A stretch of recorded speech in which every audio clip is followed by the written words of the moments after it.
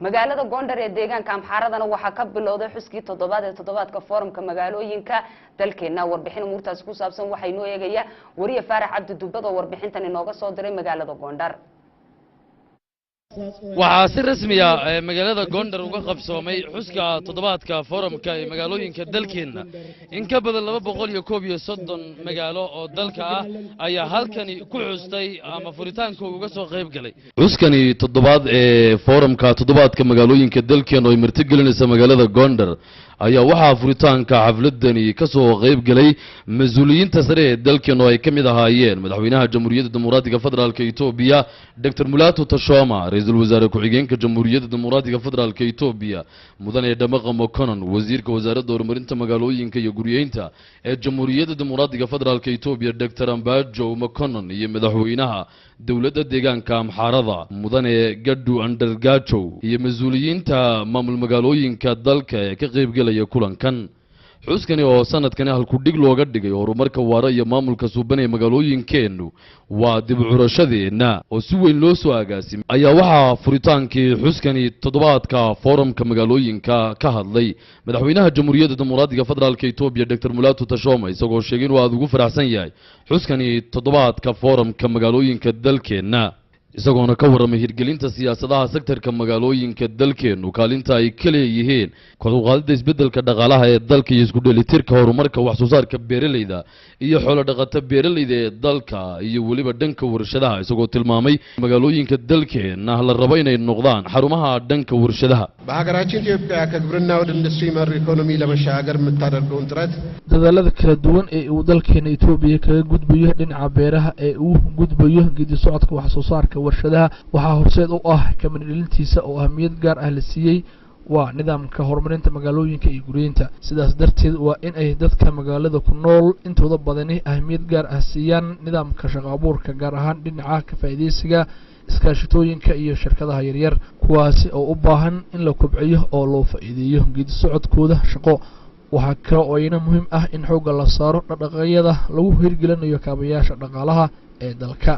dhankiisana wasiirka wasaaradda horumarinta magaalooyinka iyo guryeynta ee jamhuuriyadda dimuqraadiga federaalka Itoobiya Dr. Ambajo Mokonon oo ka hadlay xuskani foorumka toddobaadka magaalooyinka ayaa ugu horeyntii ugu hambaliyay dhammaan magaalooyinka ka qayb galaya waxaana wasiirku ka waramay sida wax looga qabtay qorshayaashii horumarinta sektorka magaalooyinka isagoona tilmaamay in xuska foorumka toddobaadka magaalooyinku yahay mid looga dhigayo sidii magaalooyinku ay faham buuxa uga qaadan lahaayeen qorshayaasha dhanka horumarinta sektorka magaalooyinka isla mar ahaantaana khibradaha kala duwan ee gaamuriyay ee magaalooyinka dalku leeyihiin ay isku weydaarsan lahaayeen madaxweynaha dawladda deegaanka Amxaarada mudane Gaddu Andargajo ayaa isna halkaasi ka hadlay isagoo ugu hambaliyay ka qaybgalayaasha xuskani toddobaadka foorumka magaalooyinka ka dhacay magaalada Gondar isagoo u rajeeyay in uu xuskani u noqdo mid ay ku kala faa'iideystaan isla mar ahaantaana kor u sii qaada hanaanka geedi socodka horumarinta magaalooyinka dalkeena xuskani foorumka toddobaadka magaalooyinka dalkeena oo ay ka qayb galayaan 231 magaalo oo dalkeena iyo dalka dibadiisa ah ayaa waxaa sanadkani deegaanka Soomaalida Itoobiya uga qayb galaya 30 magaalo oo ay hogaaminayaan 60 maamul magaalo ee deegaankeena kuwaas oo si weyn ugu soo diyaar garoobay xuskani toddobaadka foorumka magaalooyinka iyagoona ku soo bandhigi doona magaalooyinka deegaanka Soomaalida Itoobiya carwo bandhigeedyada foorumka magaalooyinka dalkeena horumarka ay ka gaadheen dhanka magaalooyinka iyo khibradaha u gaarka ah xagga diyaar garowga deegaanka Soomaalida Itoobiya sanadkan sida aad ka aragtaanba tirada ka soo qayb gashay iyo qaabka diyaar garowgu yahay waa mid ka duwan sanadadii hore aan dhihi karaa isla markaana aan si ballaaran ka deegaan ahaan uga diyaar garownay maadaama maxaan ku raadayay xukuumadahan magaalooyinkeena aan ahmiyad gaar la siiyay guud ahaan sanadkan magaalooyinka ka soo qayb galay waa 30 magaalo oo isku jira oo aqoon isweydaarsiga khibrad ka qaadanaya iyo kuwa tartanka macnaha dhabta ku jiro la tartamaya magaalooyinka kale taasna waxaan oran karnaa waa mid labadii sano u dambeysay dhinaca sektorka horumarinta magaalooyinka isbedeladii laga sameeyay kamaamul maalin xbuur ahaan aad iyo aad baan ugu faraxsanahay inaan ka soo qayb galno xuska foorumka toddobaad ee magaalooyinka dalka runtii arintan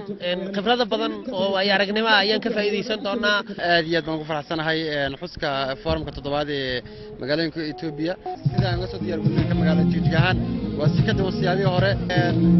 isbedelkii shantii sano ugu dambeysay magaalada Jijgahan ku baxday runaantiina waa sumcad weyn bay noo tahay inaan hogaamino magaalooyin fara badan oo dalka Itoobiya ka tusno magaalooyinka waaweyn faarac cabdi telefishinka caalamiga iyo stv